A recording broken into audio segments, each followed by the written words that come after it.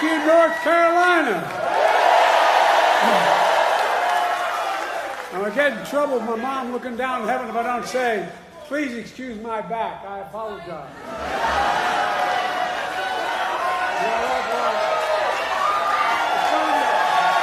It's good knowing you have my back.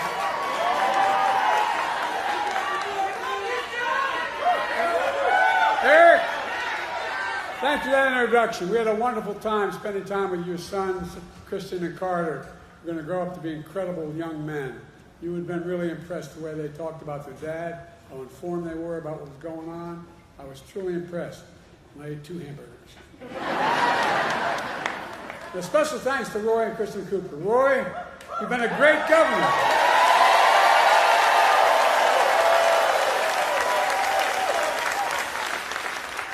Which makes it all the more important that North Carolina elected a great governor to replace you, Josh Stein.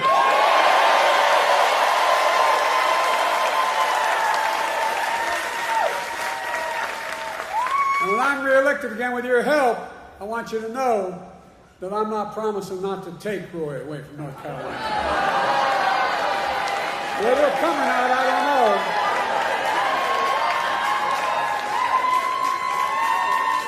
And thanks to all the state and local leaders here today, the great musicians and entertainers who performed earlier. Folks, let me tell you why I'm here in North Carolina. I'm here for what?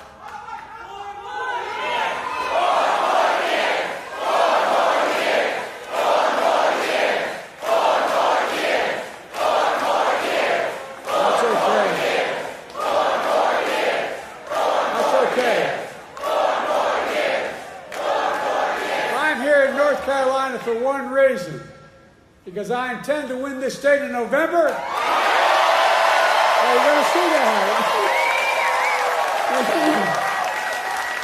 I think we are. And Roy's right. We win here, we win the election. And here's how we're going to do it. We're going to stand up for the women of America. We're going to restore Roe v. Wade as the law of the land. We're going to stand up for the right to vote.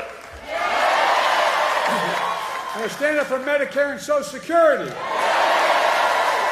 We're going to fight for child care, paid leave, and elder care. We're going to keep lowering the cost of prescription drugs, not just for seniors, but for every single American. We're going to keep protecting the Affordable Care Act, which is why more than 40 million Americans have health insurance today. We're going to protect our children and get the weapons of war off our streets. We're going to provide clean drinking water, affordable high-speed internet, quality education for every child in America. We're going to secure our border and protect legal immigration. And unlike the other guy, we're going to stand up to dictators like Putin, because America bows to no one ever. Folks, and we're going to keep dealing with the climate crisis.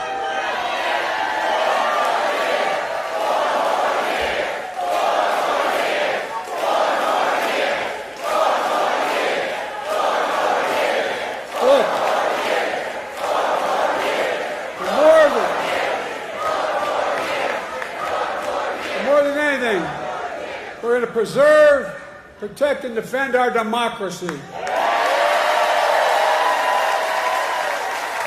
Because more than anything else, that is what is at stake in America this election. Your freedom, your democracy. America itself is at stake. Now, folks, I don't know what you did last night, but I spent 90 minutes on the stage debating the guy who has the morals of an alley cat.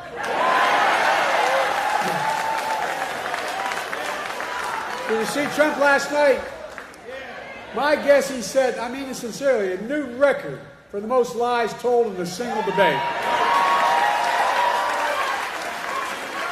He lied about the great economy he created. He lied about the pandemic he botched, killing millions of people. He closed businesses. He closed schools, losing their homes, people all over this country. America was flat on its back. So I told Trump that he was just one of two presidents in American history who left office with fewer jobs than he started. Herbert Hoover was the other one. That's why I call him Donald Herbert Hoover Trump.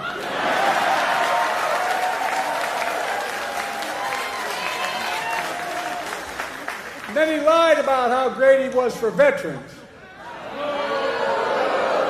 But then I told him how he had called a veteran who had given their lives in the country in World War I and refused to go to the grave sites. He called them suckers and losers. He tried to deny it. But let me ask you, are you going to believe a 4-star Marine general, his own former Chief of Staff, John Kelly, who said he said that? Or the disgraced, defeated, and lying Donald Trump? My son was one of those people. Not in World War I, but in the Vietnam. Folks, look, how about the fact that 44...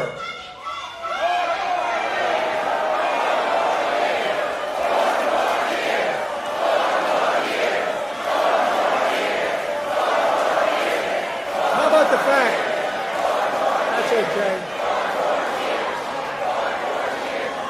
How about the fact that 40 out of his 44 top advisors, including the vice president, aren't supporting him this time around? The people who know him best, 40 of them said, I will not support the man I work for this time around. It tells you a lot about the person who knows him. Look, he lied about how great he was on crime. I had to remind him that he oversaw a record increase in murder rates in 2020. On my watch, violent crime has hit a 50-year low. There's more to do with a 50-year low. And then I pointed out that the only convicted criminal on the stage last night was Donald Trump. When I thought about his 34 felony convictions, his sexual assault on a woman in a public place, his being fined $400 million for business fraud, I thought to myself, Donald Trump isn't just a convicted felon. Donald Trump is a one-man crime wave.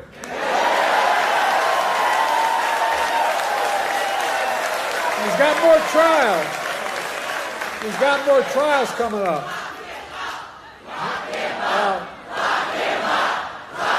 Time for that. Look, the thing that bothers me maybe most about him, he has no respect for women or the law. He doesn't. And then, his biggest lie. He lied about how he had nothing to do with the insurrection of January 6th. We all saw with our own eyes. We watched it on television. We saw thousands in his direction attack the Capitol. We saw police being attacked, the Capitol being ransacked, the mob hunting for Speaker Pelosi, gallows literally set up for Mike Pence. And then he told them as he sat in the dining room, the private dining room, one door off my Oval Office. He sat there for 3 hours watching the TV. He did not a single thing to stop it. Nothing. Nothing at all. And now he wants to pardon all those convicted and criminals. But folks, for all his lies, we learned some important truths about Donald Trump last night. We learned he's still proud of being the person who killed Roe v. Wade. We learned he's still proud about the pain and cruelties inflicted on America's women. We learned he still believes that politicians, not doctors and women, should make decisions about the woman's health. We learned that if he's elected again and the MAGA Republicans pass a national ban on abortion, he will sign it. Donald Trump says he thinks overturning Roe v. Wade was a beautiful thing. I think it was a nightmare. No, I really mean it, a nightmare. And I made it clear again last night that if you elect me and Kamala, you give us a Democratic Congress, we will make Roe v. Wade the law of the land again.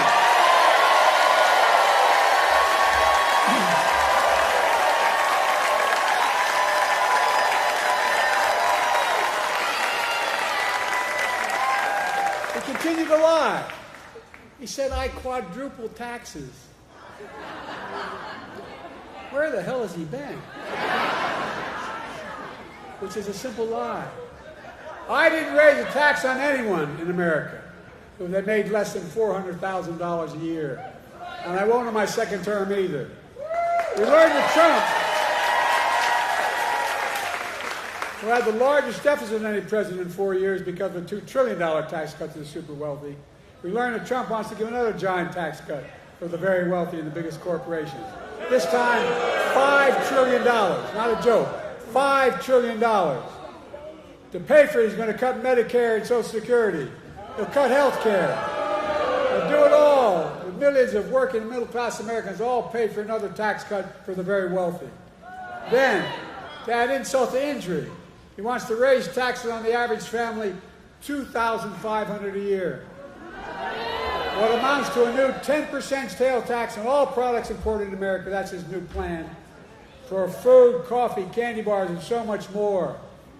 It's going to raise the taxes on the average family $2,500 a year. The most dangerous thing, though, we learned that Donald Trump will not respect this year's election outcome. He's still not respecting the last time out. Well, think about it. Every court in the land ruled that it was a fair election. He's still denying it, still telling lies. 3 times Trump was asked last night by the moderators, would he respect the election results if he lost this time? 3 times he refused to answer. 3 times.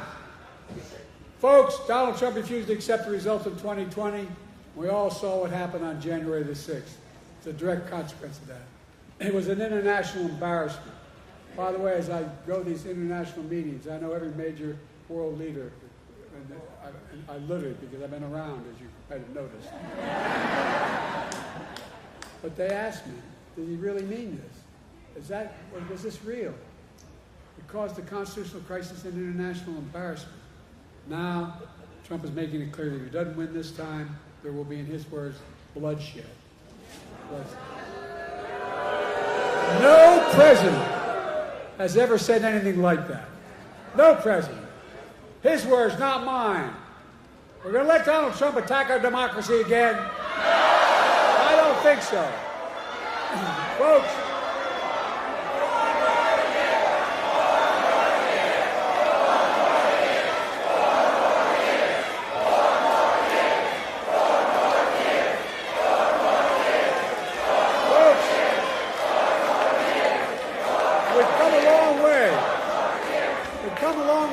that Donald Trump left us. We came out of the pandemic. We're a long way from where Donald Trump telling us to inject bleach in our skin. That COVID is not that dangerous. Today we have the strongest economy in the world without exception. 15 million new jobs. 800,000 manufacturing jobs. Unemployment under 4% for a record 2 years in a row. Historic black and Hispanic unemployment down. Historic creation of small businesses in black and all communities across the nation, particularly in rural areas. Historic economic growth. Inflation has dropped from 9% to 3% and is still going down. I know we have more to do to get prices down. We have to take on corporate greed. They're making twice the profit they were before the pandemic. We got to make housing more affordable, provide child care, make the tax code fair. 16 Nobel winners of the economic Nobel Prize have looked at my economic plan this week. They've issued a report. And Trump's plan. Here's what they concluded. They said that my plan would continue to grow the economy and bring down inflation. 16 Nobel laureates. And that Trump's plan would send the nation into recession and inflation soaring through the roof. Don't take my word for it. Folks, let me close with this. I know I'm not a young man. State the obvious. Well, I know.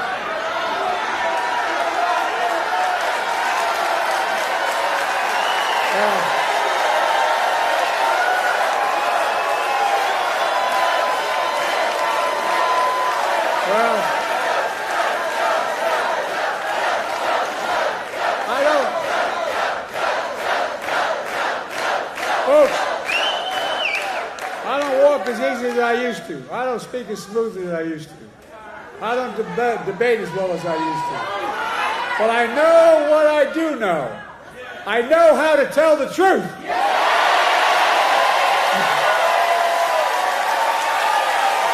I know right from wrong. And I know how to do this job. I know how to get things done. And I know, like millions of Americans know, when you get knocked down, you get back up.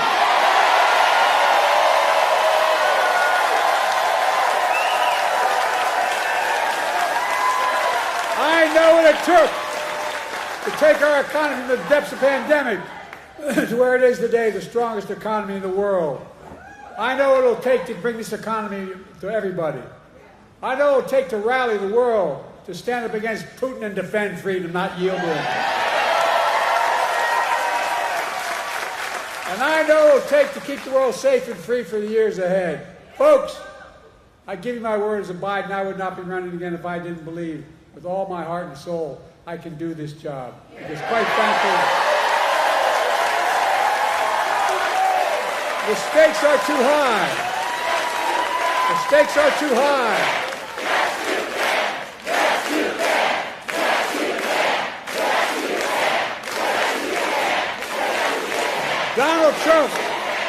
Donald Trump is a genuine threat to this nation. He's a threat to our freedom. He's a threat to our democracy. He's literally a threat for everything America stands for. Look, he doesn't understand what I think all of you do. America is the finest, the most unique nation in the world. We're the only nation in the world, and I mean this sincerely, it's a fact statement, not a hyperbolic statement, it's fact. We're the only nation in the world built on an idea. All the nations built on ethnicity, geography, and other religion, but we're built on an idea that we're all created equal. Deserve to be treated equally throughout our lives. We've never fully lived up to it. I'll be damned in the year 2024, just 2 years before the 250th anniversary of our Declaration of Independence, that I'll let Donald Trump walk away from it.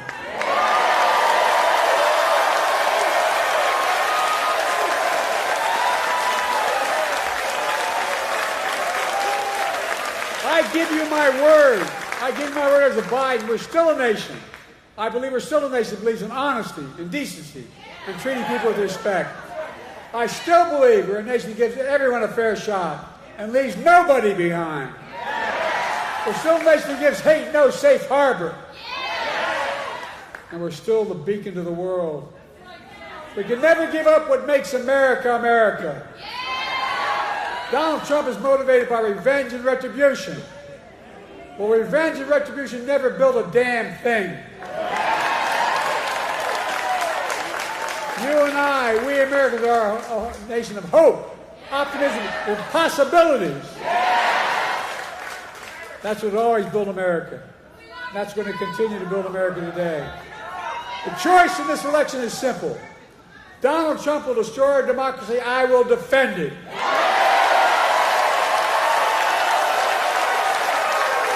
So, folks, are you with me?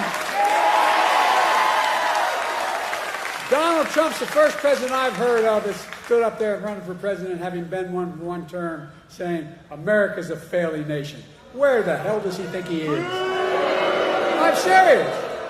Failing, I don't know, a president wouldn't trade places with America in a heartbeat. He's dead wrong. America's not a losing nation. America's winning. As I stand here today, I can honestly say I've never been more optimistic about America's future in my whole career. We just have to remember who we are. We're the United States of America. There is nothing beyond our capacity, nothing when we act together. You got it. So may God bless you all, and may God protect our troops. Let's go get them, North Carolina.